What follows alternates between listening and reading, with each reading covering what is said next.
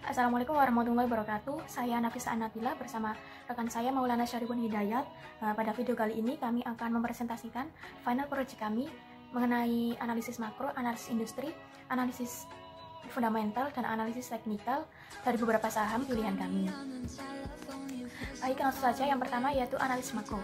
Analisis makro merupakan analisis yang digunakan untuk mengetahui perekonomian dunia secara keseluruhan.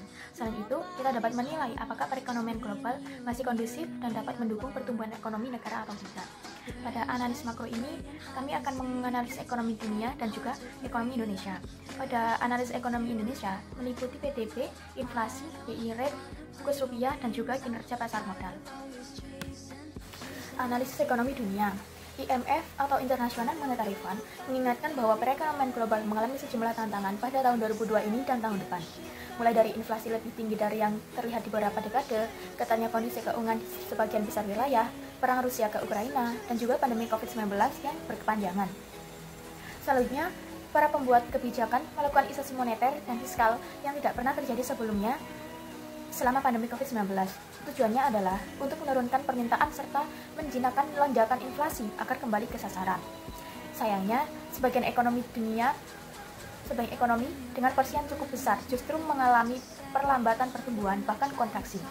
IMF mengingatkan masa depan ekonomi global bertumpu pada keberhasilan kalibrasi kebijakan moneter, situasi perang di Ukraina, dan kemungkinan gangguan dari sisi penawaran terkait pandemi COVID-19 yang lebih lanjut termasuk di China.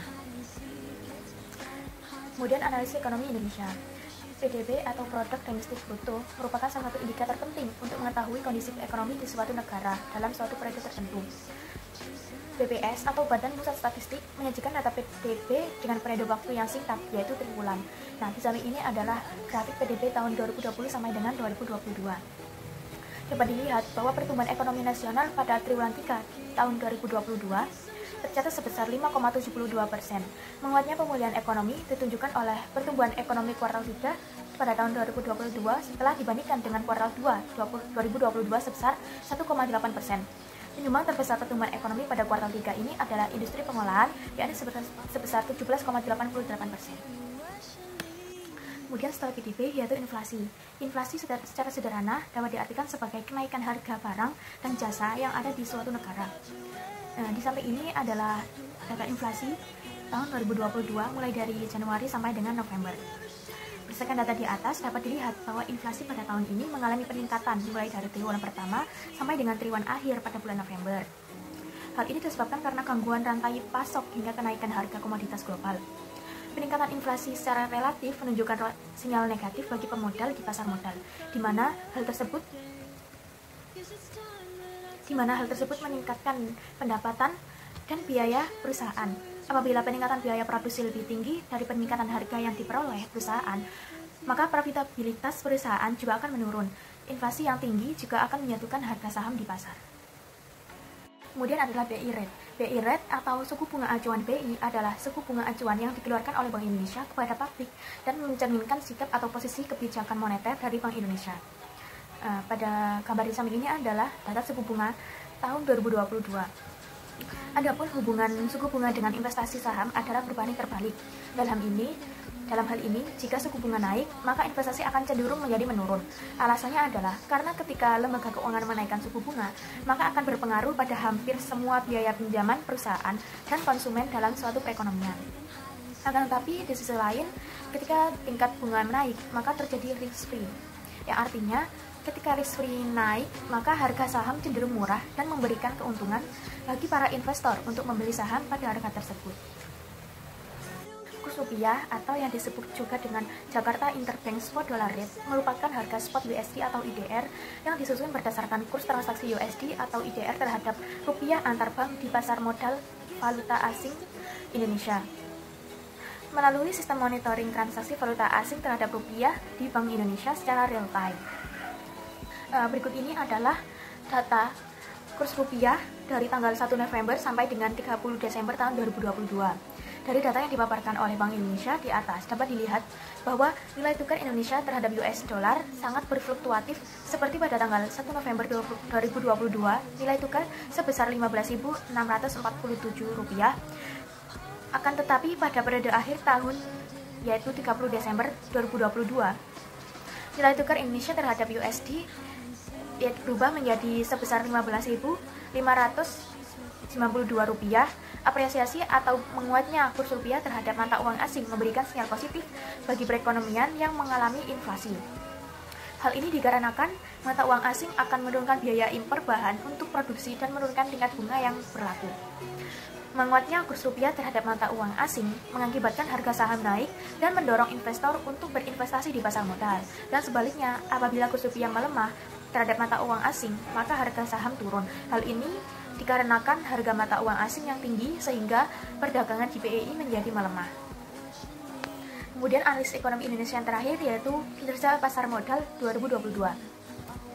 Pasar saham hingga akhir November tahun 2022 melemah hingga 0,25% dengan non-resident mencatat inflow sebesar 0,74 triliun. IHSG atau indeks harga saham gabungan tercatat menguat sebesar 7,59% hingga non-residen membukukan net buy sebesar Rp 81,49 triliun rupiah. Akan tetapi, minat masyarakat untuk menghimpun dana di pasar modal masih terjaga tinggi, yaitu sebesar 226,49 triliun rupiah. Kemudian analisis yang kedua yaitu analisis industri. Analisis industri merupakan analisis yang dapat membantu investor untuk mengidentifikasi peluang-peluang investasi dalam industri yang mempunyai karakteristik risiko dan imbal hasil yang menguntungkan bagi investor. Pada analisis industri ini kami menganalisis 3 industri atau sektor. Yang pertama yaitu sektor pertambangan, kemudian sektor barang konsumen, yang terakhir sektor infrastruktur, utilitas, dan transportasi. Berikut ini merupakan perkembangan perdagangan saham berdasarkan sektoran minggu pertama bulan Desember yang dipaparkan oleh OJK. Berdasarkan data yang diperoleh dari laporan mingguan OJK pada minggu pertama bulan Desember tahun 2022, dapat dilihat bahwa saham yang memiliki nilai kapitalisasi pasar paling tinggi yaitu pada sektor keuangan dengan nilai 36,66%. Setelah itu di bawah sektor keuangan terdapat sektor energi sebesar 12,85%, dan yang paling rendah yaitu pada sektor transportasi dan logistik dengan kapitalisasi pasar sebesar 0,45%. Hal ini menunjukkan bahwa semakin besar kapitalisasi pasar, maka semakin mahal perusahaan tersebut dihargai oleh pasar, sehingga akan berpengaruh pada nilai kekayaan pemegang saham. Hal ini juga mengindikasikan bahwa kinerja perusahaan secara fundamental sudah bagus, dividen yang dibagikan juga lebih besar, dan resiko lebih rendah. Pada kali ini, kami memutuskan untuk menganalisa 3 industri, yaitu sebagai berikut. Analisis industri yang pertama yaitu sektor pertambangan. Pada sektor pertambangan ini kami memilih untuk mengevaluasi PT Adaro Energi Tbk karena berdasarkan berita yang kami baca pada laporan keuangan kuartal 1 2022, anak perusahaan Adaro Mineral ini berhasil memperoleh pendapatan bersih sebesar 6,3 triliun yang kemungkinan dividen yang diberikan pada investor juga akan besar. Kemudian dari analisis nilai EPS dan PER di atas, Adaro memiliki PER tertinggi yaitu 6.254 walaupun nilai EPS-nya 0, yang artinya harga saham di pasar juga tinggi pada saat ini. Dan kami yakin bahwa nantinya akan terus naik untuk harga saham Adaro ini. Kemudian untuk analisis industri yang kedua yaitu pada sektor barang konsumen. Setelah membandingkan dan menganalisis beberapa macam saham dari industri farmasi, kami memutuskan untuk mengevaluasi PT Kalbe Farma Tbk. Sebab jika dilihat dari awal tahun, harga saham KLBF terus menunjukkan peningkatannya, sehingga ini bisa jadi pertimbangan yang bagus bagi kami ketika membeli saham ini. Kemudian terkait pergerakan harga saham tersebut, KLBF menjadi saham favorit investor asing tahun ini dengan catatan pembelian saham bersih terbesar dari sektor kesehatan di Bursa Efek Indonesia. Kemudian analisis industri yang terakhir yaitu pada sektor infrastruktur, utilitas, dan transportasi. Pada yang terakhir ini kami memilih PT Pelayaran Nasional Bina Buana Raya Tbk atau BBRM. Jika dilihat dari nilai BBRM menduduki nilai tertinggi dari ke-6 saham pada tabel di atas walaupun EPS-nya terendah. Kemudian dari pergerakan sahamnya, BBRM terpantau melejit ke posisi seharga Rp78 per saham pada 28 Desember. Kenaikan harga ini didorong dengan lonjakan harga komoditas energi, minyak, gas, dan batu bara. Kenaikan harga komoditas tersebut bakal mendongkrak harga sewa kapal perseroan yang memfokuskan pelayanan angkutan sektor minyak, gas, dan batu bara. Hal ini tentu akan berimbas pada kinerja keuangan. Oke, selanjutnya yang akan kita bahas yakni analisis fundamental. Analisis fundamental merupakan suatu analisa yang mempelajari tentang berbagai hal yang berhubungan dengan kondisi keuangan suatu perusahaan. Analisis fundamental memiliki tujuan untuk mengetahui sifat-sifat dasar serta karakteristik operasional dari suatu perusahaan, apakah saham suatu perusahaan layak dijadikan pilihan investasi atau tidak. Dalam analisis fundamental terdapat 4 poin penting. Yang pertama, ROA, Return of Asset. Yang kedua, ROE, Return of Equity. Yang ketiga, EPS atau Earning per share. Yang keempat, Current Ratio. Kemudian Return of Asset. Return of Asset ialah salah satu rasio dalam menganalisis profitabilitas perusahaan, di mana ROA menunjukkan kemampuan modal yang diinvestasikan dalam total aktiva untuk menghasilkan laba perusahaan. Yang kedua, ROE atau Return of Equity merupakan rasio yang mengukur efektivitas atau kemampuan perusahaan dalam mengelola modal dari para investor untuk mendapatkan laba bersih.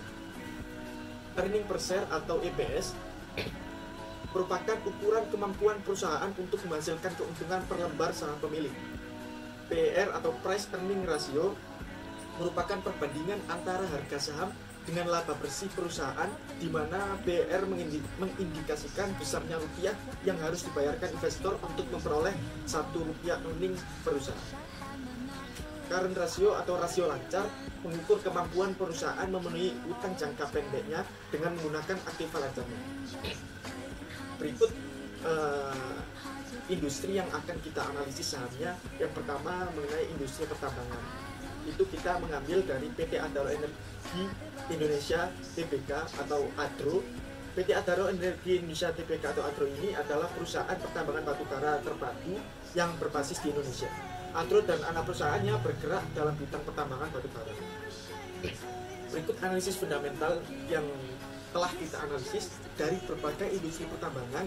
Kita mengambil atau memilih perusahaan ADRO karena kami menilai bahwa perusahaan ADRO ini memiliki keuangan yang lebih baik daripada industri pertambangan yang lainnya. Kemudian yang kedua, dari industri farmasi kita memilih dari PT Kalbe Farma Tbk. PT Kalbe Farma Tbk atau singkat KLBF ini bergerak di bidang pengembangan, pembuatan, dan perdagangan kesediaan farmasi termasuk obat-obatan dan produk kesehatan konsumen. Oke, dari berbagai industri farmasi kami memilih KLBF karena memang dari analisis fundamental kami menilai bahwa KLBF ini lebih baik daripada industri farmasi yang lainnya. Kemudian yang ketiga, industri transportasi. Ini kami milih PT Pelayaran Nasional Bina Buana Raya Tbk.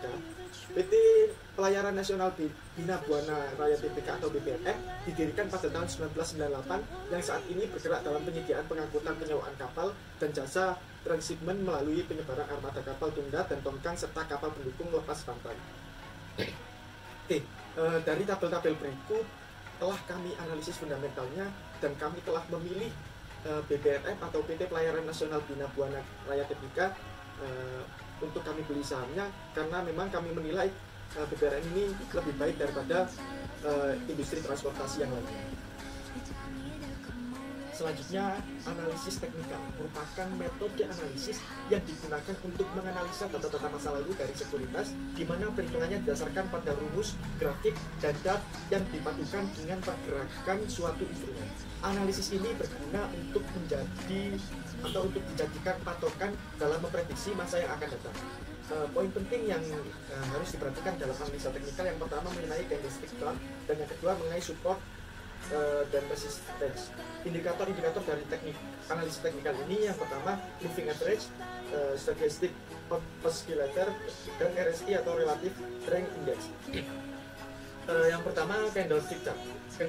Candlestick chart ini menggambarkan pergerakan harga dalam suatu periode tertentu, di antaranya harga pembukaan, harga tertinggi, harga terendah, dan harga penutupan yang divisualisasikan dalam bentuk body menyerupai lilin.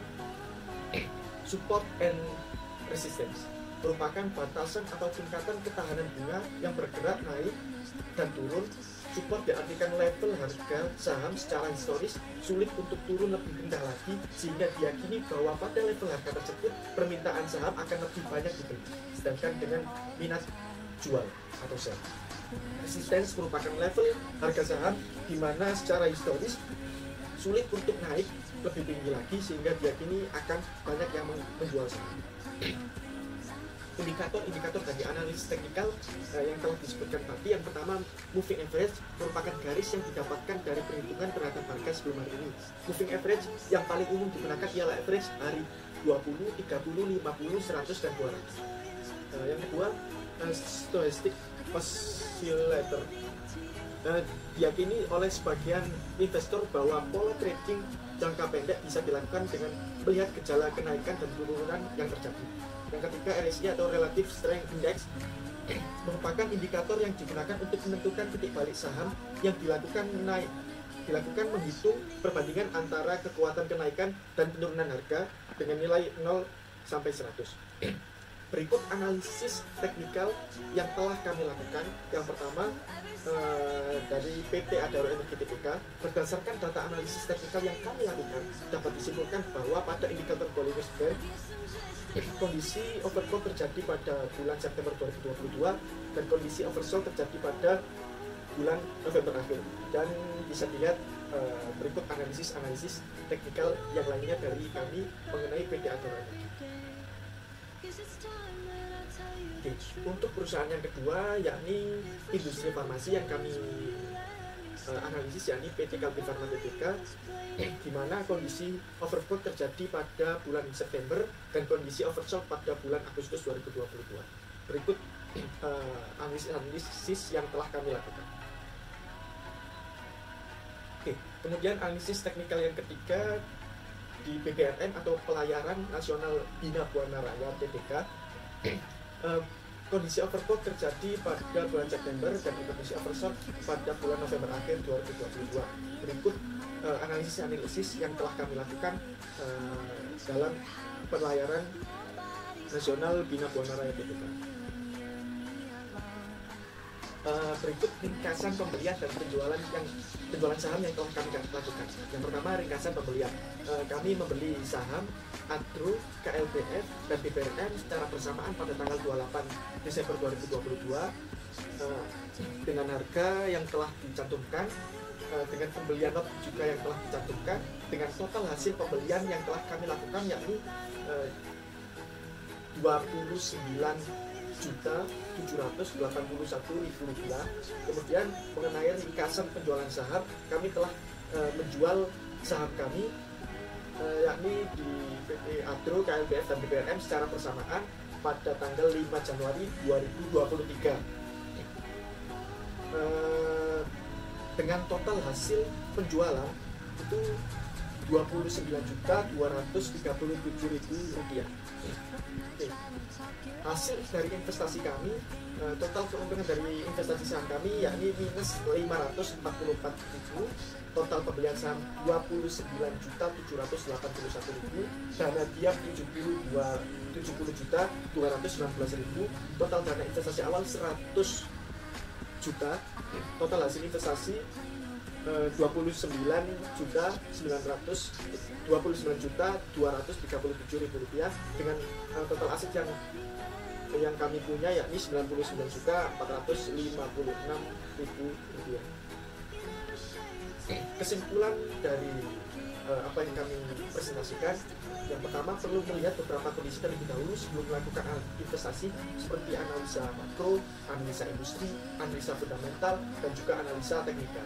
Berbagai analisa tersebut bertujuan untuk melihat kondisi perusahaan, apakah sahamnya cocok dibeli atau tidak. Hal tersebut dapat membantu memudahkan para investor dalam mengambil keputusan dalam memilih saham. Yang kedua, dalam valuasi final project ini, tidak semua metode valuasi digunakan. Akan tetapi, kami tentu berharap bahwa dalam penggunaan EPS, ROE, PBF, dan current ratio dapat membantu dalam keputusan pembelian saham. Dalam final project ini, kami diberikan modal sejumlah 100 juta rupiah pada aplikasi virtual trading Stockbit. Modal tersebut kami investasikan ke beberapa saham perusahaan yakni Artro, KLTF, dan BBNM. Dari modal tersebut kami investasikan pada ketiga saham tersebut mulai akhir Desember hingga awal Januari, tepatnya 5 Januari 2023 menjadi Rp99.456.000. Terima kasih, itu saja yang bisa kami sampaikan. Kurang lebihnya mohon maaf. Semoga apa yang kita sampaikan bermanfaat bagi kita semua. Wassalamualaikum warahmatullahi wabarakatuh.